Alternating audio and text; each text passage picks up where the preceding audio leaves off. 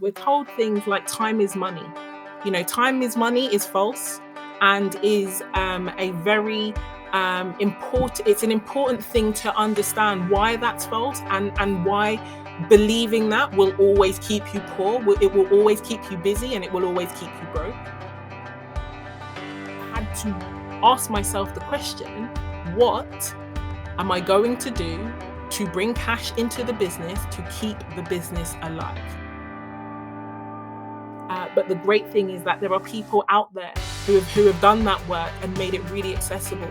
But the number one place, once you have determined what it is you're talking about, is to make a decision about how much do you really want this.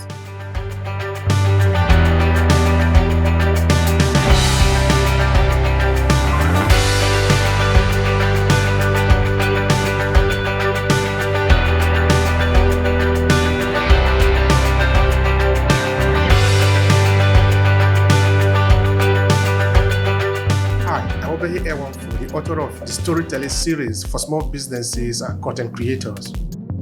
In Obehi Podcast, we talk about the power of your story, your narrative, and why you should own your voice. Whether you are a small business owner, a content entrepreneur, or you simply want to build your influence, storytelling is probably going to be your best instrument to connect with your audience. So join the awakened few who are owning their voices. Now let's get started with today's episode.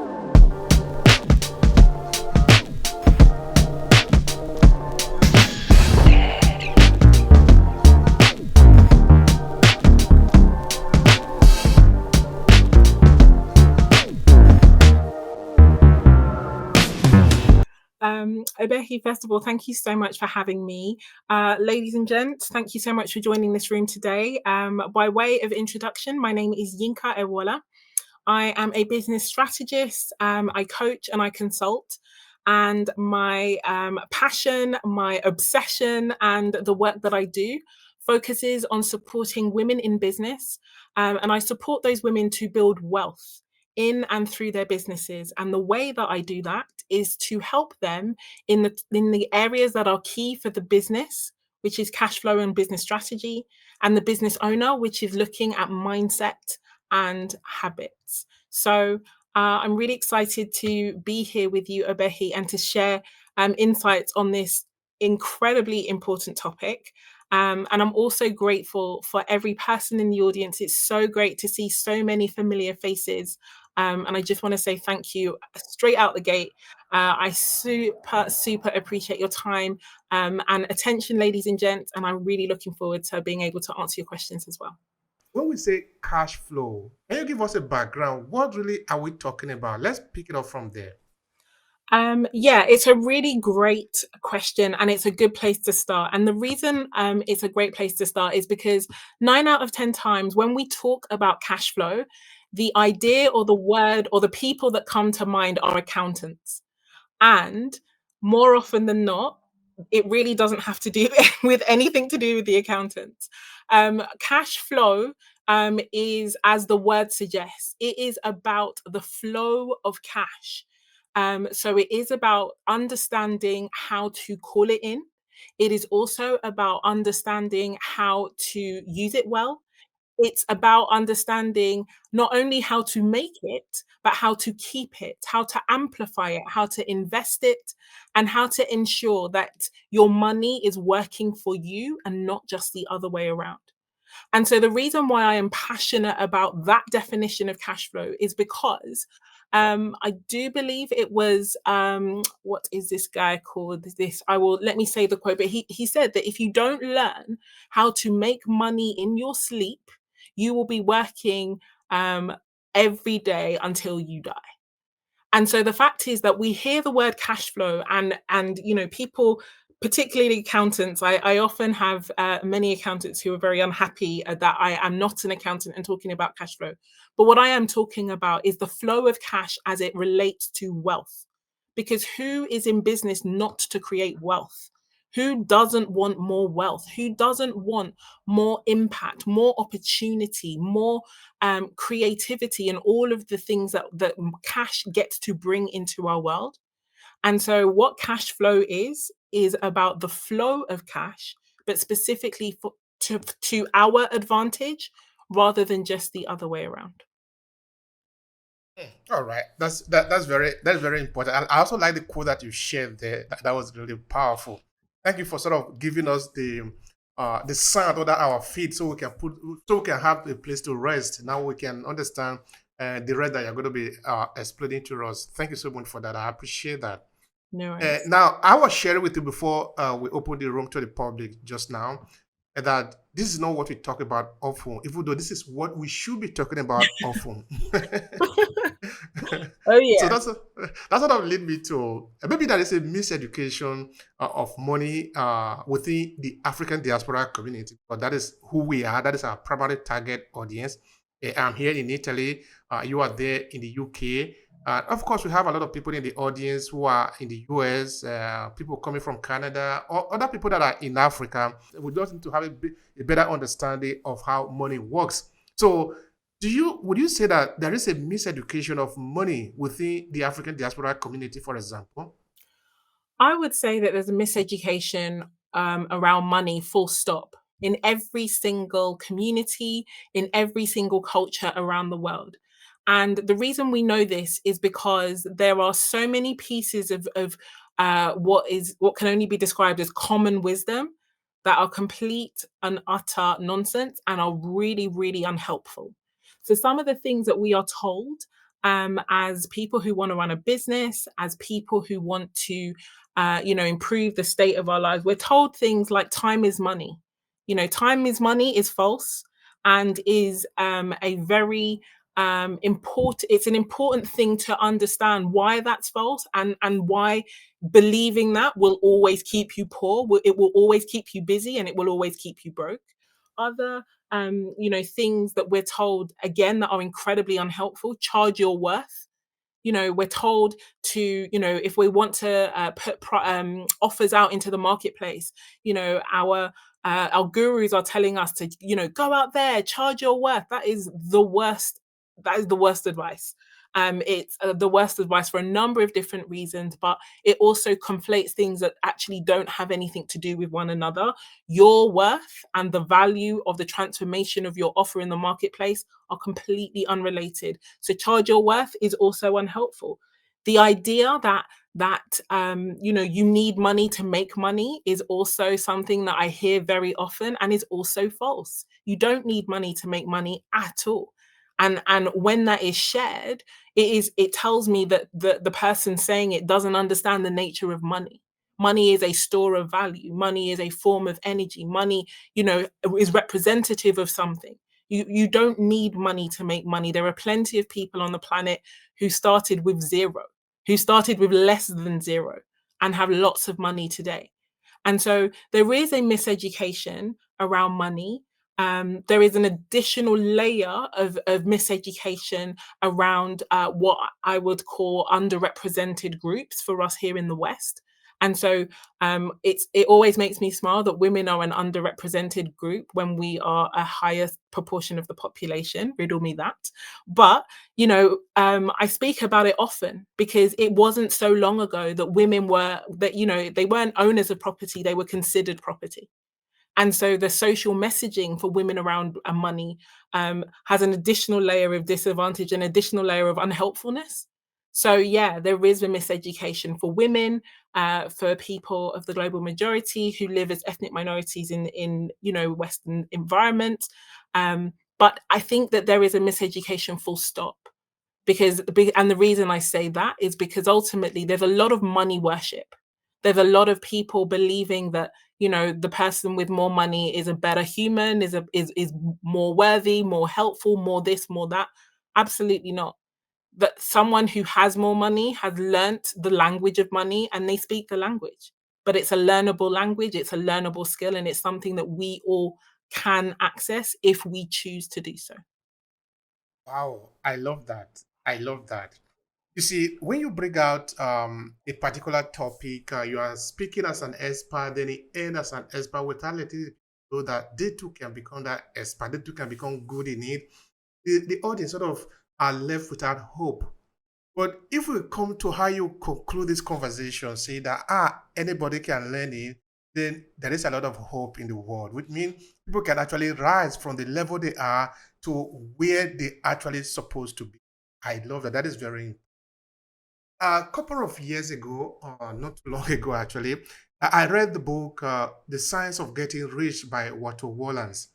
I think at a point in the book, the author was saying something, of course, that you are saying, because the book is it's an old book, was written in 1910, that if you have money, you don't need money because you already have money, so you are not the one looking for money. The person that is looking for money is the one who do not have money. And then Walter Wallen, of course, went on to explain that irrespective of where you find yourself, irrespective of where you might live, as long as there are people to deal with, you can always make money. That there are rules that are just the way money works. That is what we need to understand. It's not like we don't talk about, all of us, we use money every day. All of us, we have some little or some more money, we touch money all the time.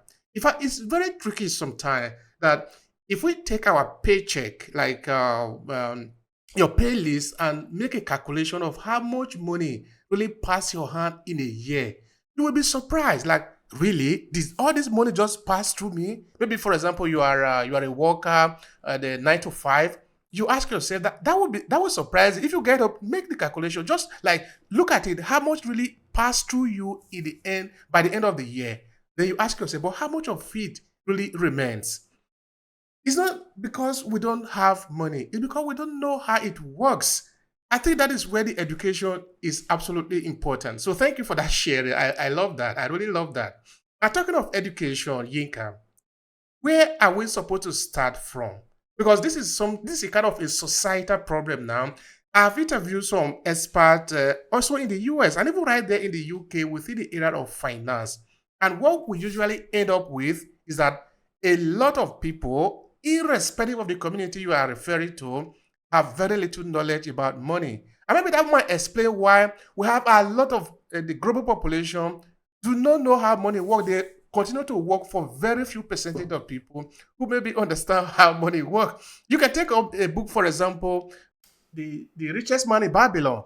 That also explains something very important: how somebody who didn't have money before eventually become rich. And there are sort of rules that sort of guide it. So help me understand that. Where are we supposed to start from in learning about cash flow? What a great question. I think the starting place is not dissimilar to where you started this conversation.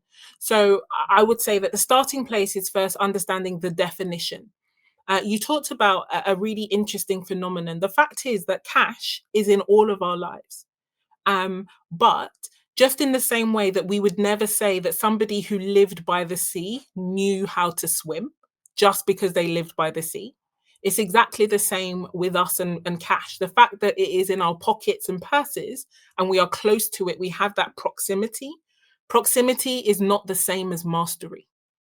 And so the first thing that we need to really be clear about is what we are talking about. I was about to say a bad word there.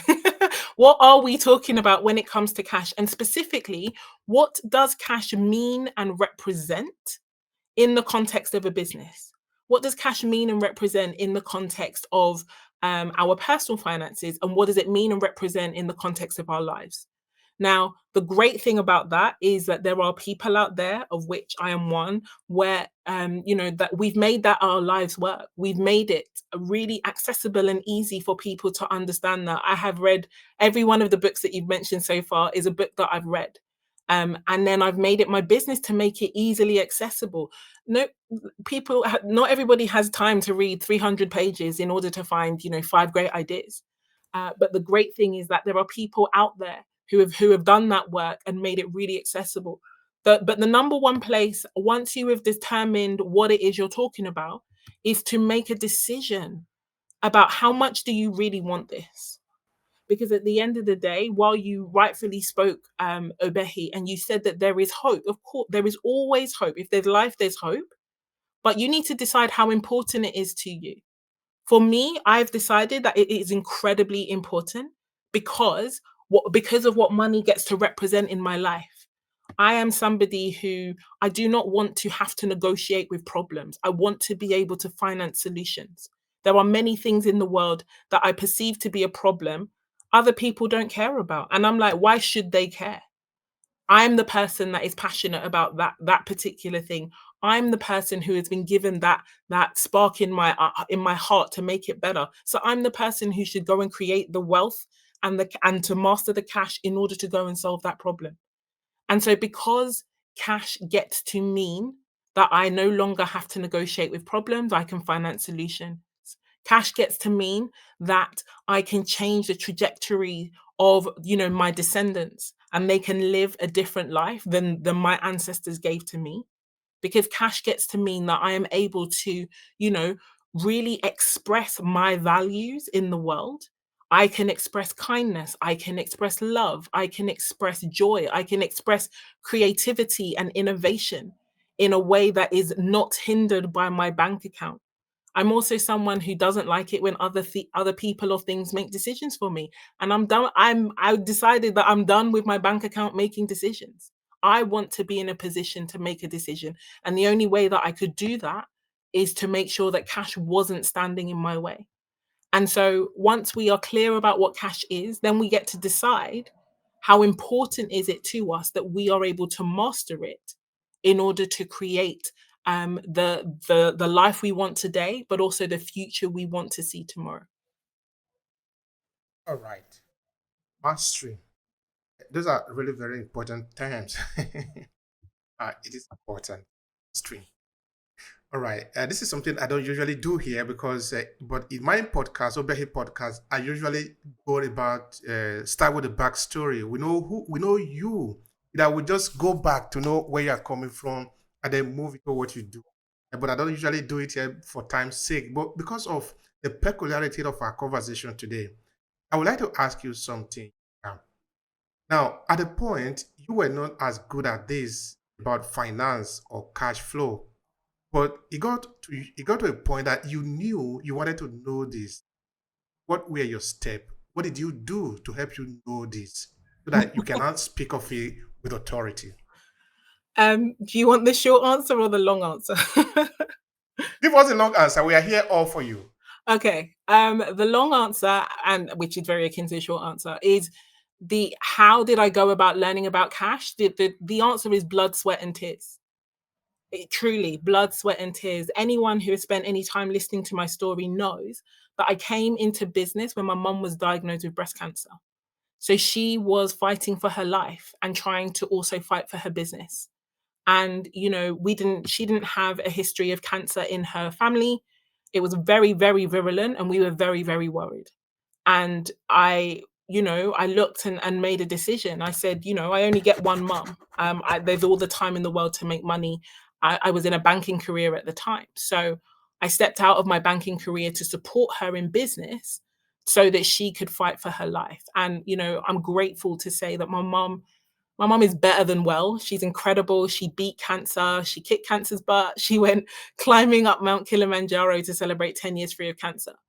But the point in terms of that particular story was when you go into a business and the business is struggling and the business owner is struggling, you find out very, very quickly what the most important things are to keep the lights on in that business. And I discovered it was none of the things that everybody was telling me about. That business was and is incredible. They had awards, they had staff, they had offices, they had incredible logos and brand, guidelines and all of those things. But then I also discovered that if you have no cash, you have no business. It doesn't matter what it looks like from the outside. And so as I said, through blood and sweat and tears, learnt very quickly that it was the difference between a business that is alive and a business that is not is cash. And so that was where I had to start. I had to ask myself the question, what am I going to do to bring cash into the business to keep the business alive? And that is the question that I began to ask each and every day. That was the question that made me cry more times than I care to admit to the 20 plus people in the room right now. But that was the question I asked. And that's the question I continue to ask. because fundamentally, people didn't care about the fact that my mum was fighting for her life. People did not care that we had fabulous logos and brilliant ideas and awards. And what they cared about were their own problems and the things that they wanted to have solved in their world. And what they cared about was whether we were able to do that for them. And so I had to learn very quickly about what was important and what wasn't important. And as I said, I'm a big advocate of continuous learning, continuous improvement. But I was also very, very frustrated at the lack of good quality education out there. And it still persists till today. And that's the reason why we see 90% of businesses here in the UK go out of business within 5 years of starting. That education is still poor. People still are not focusing on cash flow. They're doing all the other things. Don't get me wrong. They've got beautiful personal brands and they've got brilliant, logo colors and all those things. And I have no shade for any of that. That stuff is important if it is put in the right order. And the right order is cash. You start with cash. You focus on cash. You shore up the foundation of your business and it enables you to create magic and impact in all the other places. We care about our community. We want more cash to be in the African diaspora community because we need it. We need to be able to build infrastructure. We need to be able to build businesses. I'm coming from a background of a research. Obehi Podcast is coming from over 8 years of research about the presence of Africans in northern Italy. And until date, I still go around gathering information. Now, there are a lot of things that I see around. Of course, time will not permit me to be able to share everything, but just few, so at least we have a perspective. Now, in the community where I live, I want to believe that it's like that in some other places, maybe not in all the places. Of course, you are in the UK, you can confirm. Most of the people who sell the food that we consume, the clothes that we wear, the earring, and even the artificial hair that we put on sometime upon our hair to cover our natural hair are not us. We are not the ones selling them. We are just buying, which means that we go to work our ass out, we get the money, we give it to other people who are in our community. But my curiosity is, what if that money is collected by us so that we go to work for other people, but we bring the money to the community? Now, this money is given to one of us who has a business. Then we go to, so that there can be a circulation among us. Instead of just bringing the money, giving it to somebody who takes it to maybe China or Asia or Bangladesh to invest in their place. Maybe I'm overstressing the issue, but I'm just asking you. Tell me, what do you feel about that? I don't think you are stressing the issue. I think what you're describing is really important. The collective economics is such a powerful concept and one that I think is going to be transformative, within all communities. But collective economics starts with personal responsibility.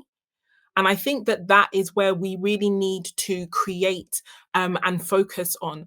I cannot, first of all, one thing, and I often say this to my clients, in my cash flow spaces, you have no idea what's in other people's bank accounts, and it isn't for you to guess or wonder. Equally, you cannot control or legislate how people spend their money or their time or any of those other things. But what you can do is create a compelling reason, a compelling opportunity for them to spend it with you. This is exactly what we've done here. We have, presented to LinkedIn and said, we've got a session today, cash flow success for small business. People are busy. Like, my brain is boggled how many people are in the room right now. And I'm so grateful to each and every one of them, because they could be anywhere else in the world and they've decided to spend some time with us. And so it's now for us to come good on the promises that we've made.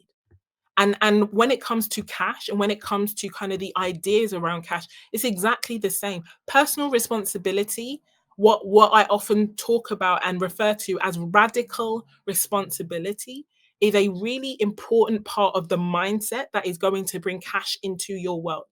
I said it before, and people, anyone who spends any time with me will know that I am, I'm a very direct speaker, and I will always say it as it is. I don't know if it's the Yoruba or the South London or the combination of the two, but I'm not somebody to mince my words.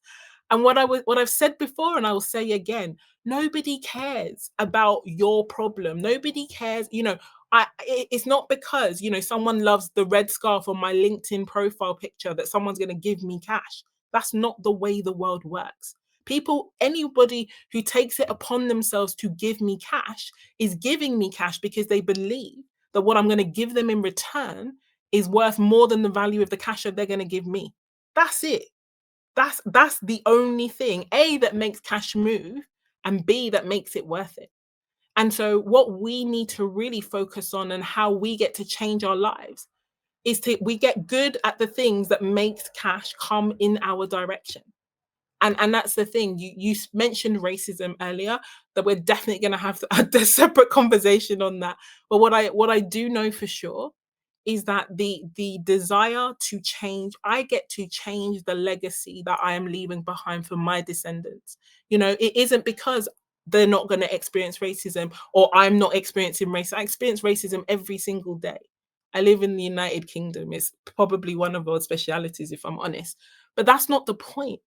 The point is that in the meantime, I have a decision to make about where I'm going to focus, what I'm going to look at, and how I'm going to use my energy and attention, because energy flows where attention goes.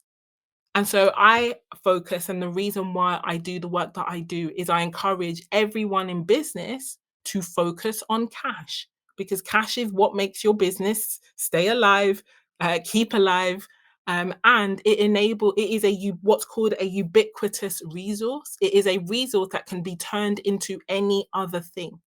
And so that's the reason why you focus on it first. It always makes me smile when I speak to women and they say, oh, I'm going to come and sort out my cash flow after I've sorted out my website, or I'm going to sort out my cash flow after I've, done this training course. And I always say in my own mind, you need to put it in reverse, because once you have the cash, you can buy the support to get the website done. Unless your website is a selling mechanism, and for many, many, many, I can't stress as many manys as I need to stress, but for many people, their website is not a selling mechanism. It is a beautiful storefront, fantastic, but it's not selling a damn thing. And as a result of that, it's not bringing any cash into your world. And so that's the reason why my philosophy, my mantra is focus on the cash. You focus on the cash so that you don't have to focus on the cash. Because if you're in business and you don't focus on cash, trust me, it will force you to focus on it when the time comes. Mhm. when that when that time comes, you have nowhere to run to, but you're going Exactly to be that. faced with the reality. Exactly that. All right. Now, I was thinking as you were explaining of the idea of value, that what we're actually exchanging is value, but most importantly, the story behind it. So I don't know how much storytelling plays in your work, but I just want to throw it out anyway. In that sometimes I have to ask some of my guests, how come, how possible is it that some company in the West could manage to get to Congo or in Nigeria or in Sierra Leone, and they tell them, okay, listen, I found something beautiful in your land. Now I am going to dig a hole in your land to get that thing. Now, inside my briefcase, there are some papers. I will give you this paper that is equivalent to the hole that I'm digging in your land. Of course, we can see that logically, it doesn't make any sense, because how many euro can we pack from the European country to fill that hole in Congo? Or how many dollars can we pack from the United States to fill the hole that is left by oil exploration in the Niger Delta or in Kiev in Congo or in other parts of the world where those raw material has been taken from? How did we come to accept that that is the situation? That is true. That is equal. That is right. That is, I mean, I'm trying to understand here how the story we tell ourselves can influence how we manage to accept that the treatment that we have for each other in terms of the transaction is fair. Okay, I can put it to you again. You might choose to respond to, or you might choose to ignore it, because I understand that today was not specifically for storytelling, No, but I'm story. just curious. I was gonna say story is a massive part of cash flow. Don't so yeah. As you were explaining it there, I was smiling because there are the stories we tell ourselves is such an important part of us as human beings. Um, what I will say, ladies and gents, is please, we don't just want this to be of course, it's a fantastic dialogue. And Obehi is taking me on all of my learning around, African history through the lens of economics and those things. But honestly, this is about, this is about you and your small business. If you've got a question, please raise your hand. We'd love to have you come and talk to us. We want to make sure that we are making this as useful as it can be in the time you're giving us. Obehi, back to your question around how we accept the status quo and the stories we tell ourselves in terms of impact. Honestly, it is this is why mindset and the role that mindset plays in this area is so important. Ultimately, something as simple as the idea of employment versus entrepreneurship, the idea that going, I'm someone whose parents, they came here to study, and the idea of studying was to get a good safe job. You can't see me, obviously we're in an audio room, but I have air quotes right now because we were told that jobs were safe. And actually, when we think about it, that is the biggest fairy tale of all. How can oh yeah, it's safe because the company is big. Hello, we were all there. I don't know that we have any later millennials in the room. We were all there when Lehman Brothers fell apart. That was 2008. That was the biggest investment bank on Wall Street. I know because I was an investment banker at the time. I know because I went to the Lehman Brothers offices often, and they had a Ferris wheel fairground themed canteen. It was the most miraculous thing I had ever seen in my natural life, and that business failed, and with it took down so many other businesses, thousands of jobs, millions of pounds, and yet we are sold the story that because the company is big, that it is safer for us to go and get a job than it is for us to take our lives and our decisions in our own hands and go and start a business. That even just the idea of entrepreneurship being risky and employment being safe is a story. We tell ourselves stories all the time. Why? To keep ourselves safe, to soothe ourselves, to enable us to do what we want to do and believe what we want to believe. But as we, as I highlighted at the top of the conversation, we're told stories all the time about money that are completely untrue. And as a result of that, what we then see later on is the negative consequences of believing false stories. The fact is that the reason why I chose to master cash is because it is ubiquitous. I can turn my cash into any other thing I want. I have big dreams, big plans across the world for, people that look like me, for people who don't look like me. The language of getting that done in this world is cash. And the fact is that I refuse to allow the dreams that I have to die with me because I didn't have the skill or the knowledge um to bring the cash in needed to make those happen. And so Abehi, what you described in terms of, our forefathers and mothers and those decisions, I can't even it is heartbreaking to hear, and it's even more heartbreaking to see the results of those decisions. But they believed false stories then. And to be honest, we're still believing false stories now. We're being sold lies left, right, and center. And so for me, I'm not out here to judge them. I'm here to make sure that I'm not just blindly following false stories myself. And I'm here to make sure that I don't allow my children to just go into blindly believing those same stories. They get a different future because I chose not to just go on what I was told from the past. Thank you so much for that. I appreciate that. I really do.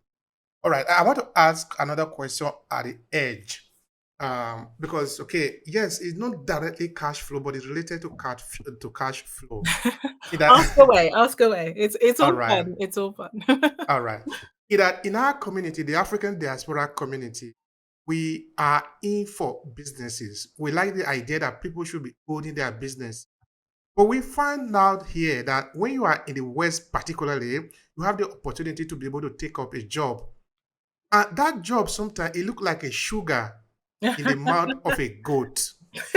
I don't know if you ever see a goat eating sugar or salt, something like that. I It's really so haven't. sweet. I Yum, yum, really yum, yum, haven't. yum, yum, yum. But it's also a trap.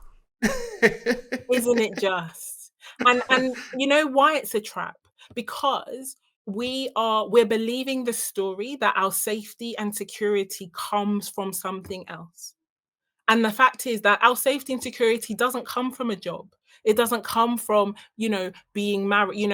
As a member, as a Yoruba woman, we have a really big thing about, getting married, and you are who you are as good as who you're married to, and all of that jazz. My safety and security, my worth, my value as a human, as a woman, as a beating living soul has nothing to do with who I decided to marry, with the choices I decided to engage in that has put cash in my bank account. Money has nothing to do with human value. As humans, we are all innately valuable, priceless, truly, truly priceless. Money is fantastic for what it is good for, but it is also completely useless in spaces that it is not helpful. I'll never forget the legend that talks about Pablo Escobar, the famed Colombian drug dealer whose compound was raided by the police, and that he and his family fled into the Colombian jungle. And legend has it that his daughter was cold, and so they took out dollars, and they used it for kindling to light a fire, and apparently they burned through $1 million of paper that night to keep his daughter warm. And so even in the context of a story like that, when is money not money? When it's kindling to burn a fire. We get very obsessed with what money is and how it works. And actually we get to recognize that money is great for what it's good for, and it is really irrelevant where it isn't helpful. And so this is where, that mastery piece comes in, the opportunity for us as small business owners to, as I said before, to make a decision. We can get really good at understanding and mastering and dealing well with cash flow, and it can change our world. Or we cannot, and it cannot. Ultimately, the choice is ours. And, I respect every adult sovereign human to make the choice that they want. But the thing I do know is, for me and for so many others, so many women are entrepreneurs of what we call necessity. They become entrepreneurs. They start these businesses because they need to feed their families. They need to put food on the table. And when you are in that situation, you are not going into business with the idea of failing. You literally are in a position where you can't afford to fail. If you can't afford to fail, then it helps you for you to invest in the things that will help you to succeed. And when it comes to business, that a part of that is about learning how cash flow works, how to call that cash in, how to use it effectively, and to very quickly support it to make sure that that your cash is working for you and not just the other way around. I feel like I've said that already, so it was so nice I said it twice. Thank you for they say repetition. The power actually lies in repetition. In most Indeed. of my book, I usually repeat a lot of a lot of topics that I've discovered to be important in the conversation. So I will repeat it over a number of times. Of course, in my introduction, I will still say, okay, now as you are reading this book, you will see some repetition. It's not an error. I put it there on purpose because I want you to know. After you miss it in the first chapter, the second chapter, you're going to see it again. You cannot miss it if I repeat it 3 or 4 times. I love All it. right. So I thank all of you that are in the room. I really appreciate the conversation that we are having. And of course, you are here. If you were not here, we would be lonely. Me and Yinka would be lonely. For the fact that you are here, meaning that we are talking to somebody. So I appreciate your presence. I just want to let you know that the room is being recorded so that it can be available for those that are not here, because there are people who wanted to participate, but okay, we understand. Sometimes we are hooked up in different places for work or for other reasons, so we cannot meet up everywhere. So that is why we record this, so that they can also have the chance to be able to learn from what we are discussing here today. All right, Yinka. Now, let me ask you this way: say somebody want to learn about cash flow because she want to start a business, but the person is still currently working 9 to 5, and he or she is considering exit plan, what would you recommend? A great question. In kind of there's an ethereal version of the answer to this question and a really practical one. So the ethereal version is if you are planning an exit from your organization, the first thing I would say is that, as with all things, mindset is what separates the best from the rest. Unless you are in mortal danger or peril, I don't believe in leaving a job without having a plan, because there is no need for that. Equally, layoffs happen, things happen, and there are things that are outside of our control. But what I would suggest, in order to not put yourself under undue pressure, is to begin to create what I like to call a cash flow runway, which is you being able to put money aside, from your work, from your side hustle, and to really begin to, if you can imagine the old school speakers when the DJs used to play their music, if you can imagine your job being one of the bars, and then your side hustle or your next venture being another one of the bars. And if you can imagine your job decreasing, the bar for your job decreasing over time in terms of how much headspace you're giving it, how much energy and kind of focus you're giving in that way as you are preparing your exit. And you are allowing your side hustle to become more of your main hustle, while you are also putting cash away for you to be able to have thinking space and time. The fact is that, I often spend a lot of time working with women who are, in the creative industries, and, there's a real talking about miseducation and stories when it comes to cash. There's a lot to be said for the whole starving artist, mantra, or kind of belief structures over in that space. But the fact is that, we are at our most innovative and our most untethered when we don't have money worries.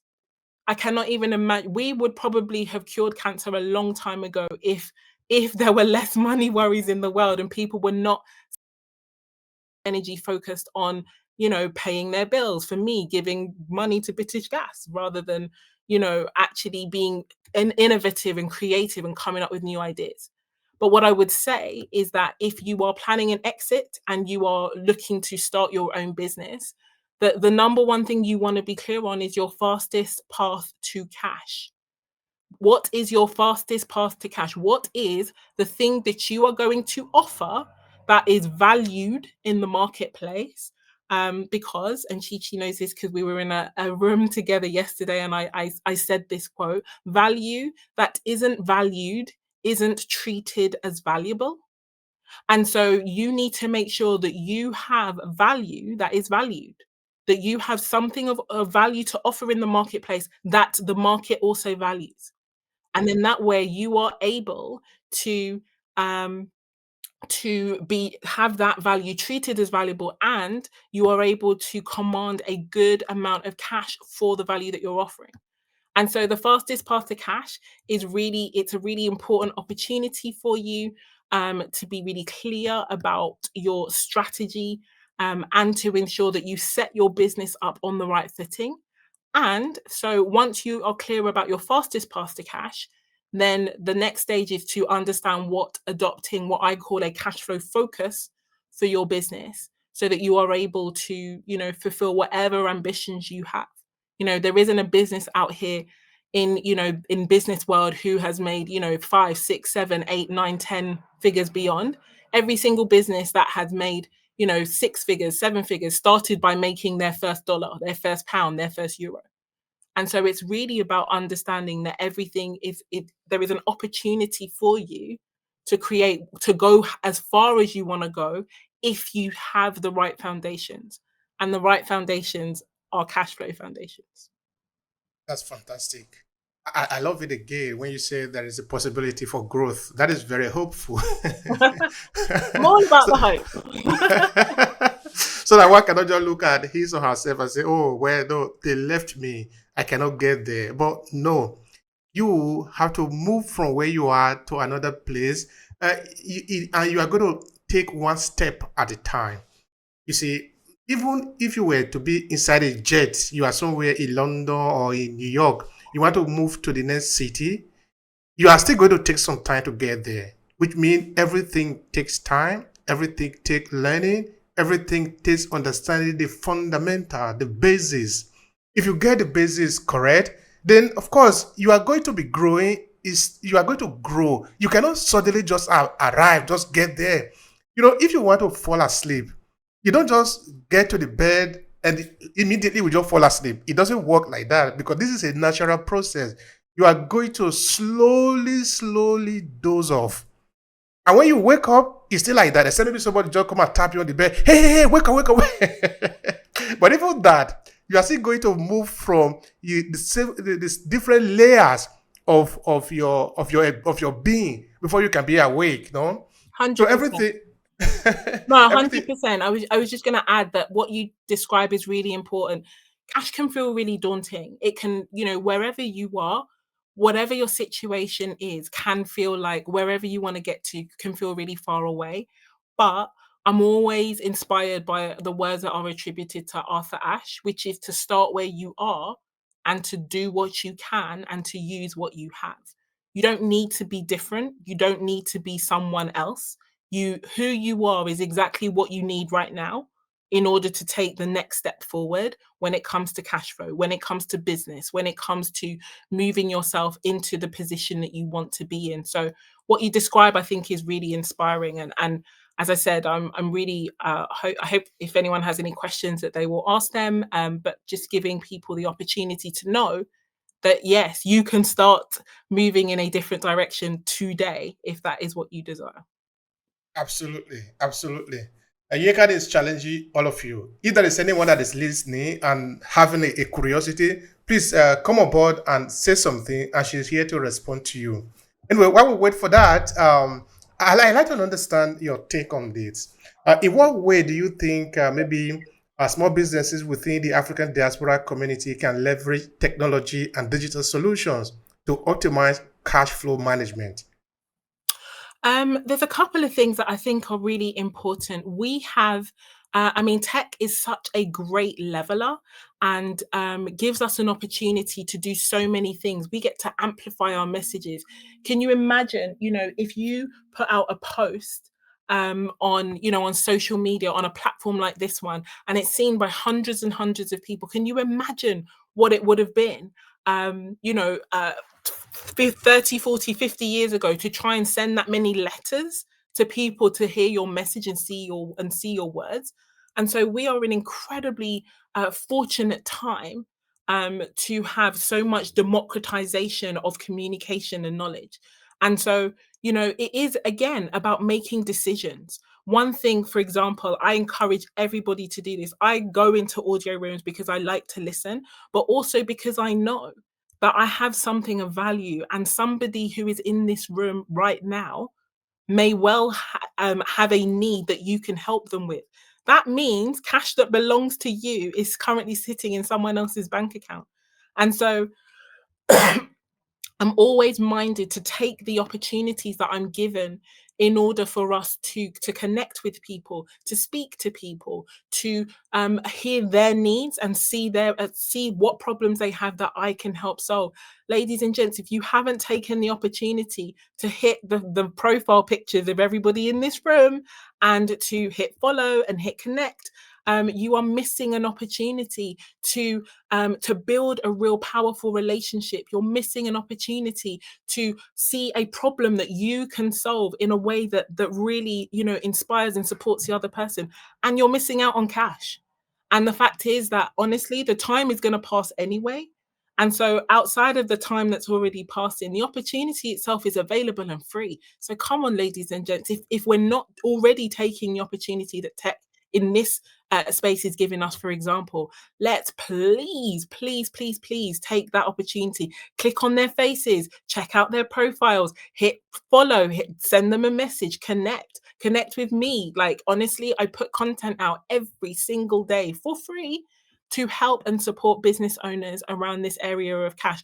But I'm not the only one. I'm so excited to see Chichi on the stage. She and I were part of the LinkedIn Client Accelerator, Content Accelerator together late last year. She's an incredible coach. She is a LinkedIn top voice, someone you absolutely want to know if you do not know. LinkedIn is full of those people. And, they're full of people who run these huge companies and they're on LinkedIn themselves, not their PAs, not their assistants, them. You have unparalleled access to opportunity, to people, to relationships, and to information. And so, as I said at the top of the conversation, it's about a mindset that desires to do better and see better. And then all of a sudden you see that technology and pretty much the entire world is really your oyster. If you are not connecting, you are missing. Because how are you going to do business with other people if you do not know them? If you are not interacting with them, this space we're not paying for it is free. Okay, I understand. Depending on how we understand that, it might be that we are the product, yes, but we're also here to render service. Because how that happen now is that you know the other person, you know the problem he or she is facing. Now you suddenly realize that is actually the solution you are providing to people, because business is nothing more than you rendering a service or finding a solution to the problem of other people. If you see people, you are not talking to them, how do you intend to do business? Because people are the how do I put it? Are your employer, the people you are interacting with, who are eventually going to be giving you money for you to find solutions to them, they're the one employing you. If you are not talking to your employer, how can you be in business? 100%. All the cash you want in this world is going to come from people. And people are here. People are here in this room. People are here on LinkedIn. So go get involved and go get good at people. Yeah. Get that. That's important. All right, Chichi. Okay, I don't know. Please help me. You're going to help me with that if I didn't pronounce it correctly. Please say something about the conversation. I'm happy to have you here. Thank you, Obehi, and Yinka, thank you so much for your kind words, and I've really enjoyed this conversation. It's Chichi, a fellow Nigerian, Igbo. So I wanted to just, you mentioned so many important things there, Yinka, really around mindset, people's where they're placing their priorities, particularly when they start their business and that sort of thing. And I just want to hear from you. Why do you think, given all the opportunity that's in front of us, the access to platforms like LinkedIn, access to so many people, so many tools, the way AI is going, that people still do not focus on getting the cash in and get distracted with other things? I love this question. I couldn't have asked for a better question if I'd have primed you myself. So I want to say thank you for the question.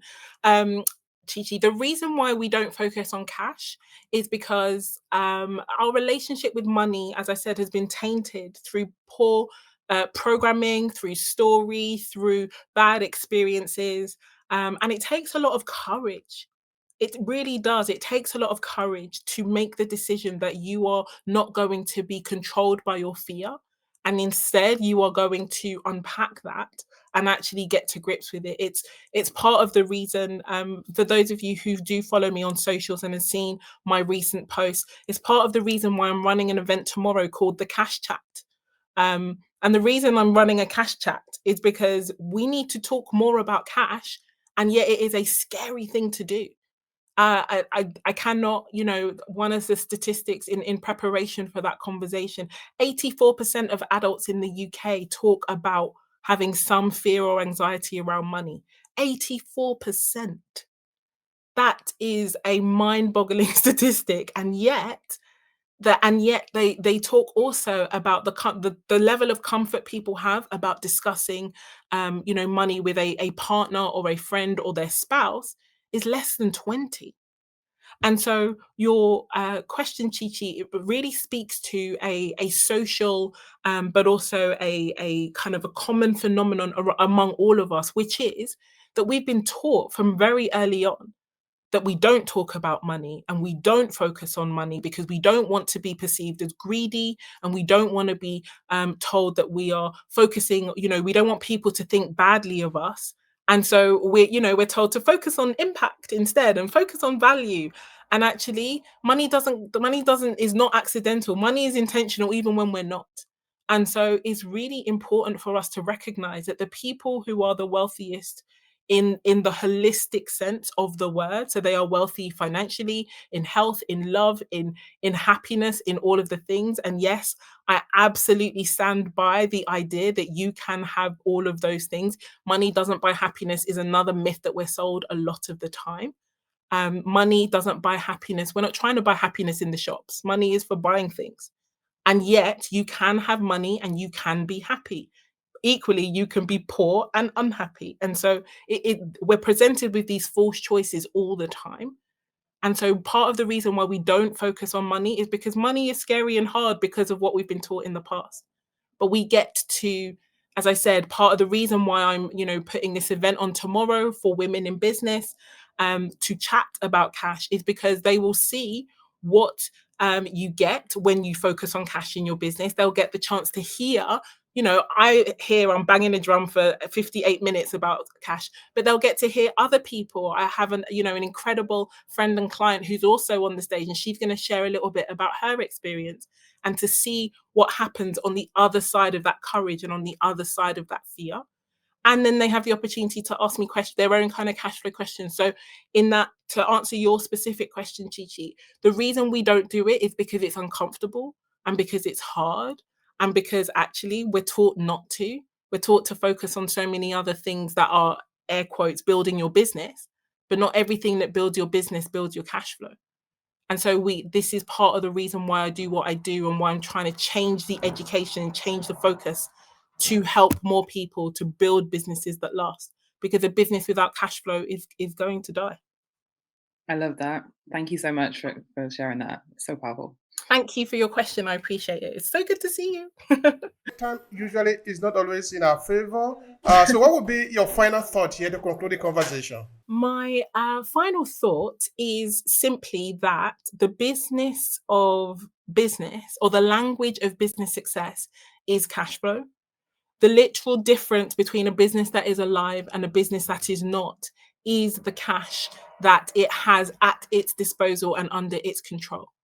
And so when we look at the statistics and look at all the information and data that we have on business, we know that businesses are not doing well long term. And that is as a result of not focusing on cash. That's a result of focusing on all of the common wisdom that we've been taught. And yet, what I'm also seeing, and I am definitely someone who is part of and leads cash flow. I'm also seeing the other side of that equation and how much life is better and different when you do focus on cash. And as I said before, we focus on cash so we don't have to focus on cash. So that it doesn't force us to have to deal with it, because now we're in lack and we're in problem and we're dealing with challenges. And so if I was to leave a parting piece of wisdom, it is to please adopt a cash flow focus if you intend to run a sustainable business. Please feel free to follow me, connect with me. Ladies, if you're free tomorrow, come join me at the Cash Chat. I'm happy to share more details. But please make this a priority if you want your business to survive, because ultimately, if you have no cash, you have no business. Thank you so much for that, Yinka. You are absolutely a bomb. Thank you so much. I appreciate it. I appreciate the conversations. It's because of time. I could have asked a few other questions, but that is okay. We have learned a lot today. It means we'll have the reason to come back here next time. I was going to say, you're definitely calling for a sequel then, aren't you? That's perfect. So thanks to all of you that are here, that have listened to the conversation. Please share. Yes, connect with other people and make sure you pay attention to what Yinka has said. It is important that we understand the importance of cash flow in our businesses.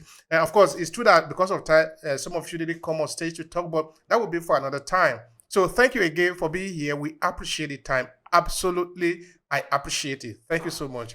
If you enjoyed this podcast, please subscribe so you never miss any of our future episodes. Rate and review Obehi Podcast and share with your friends who might need it. Thank you so much for listening, and talk to you in the next episode.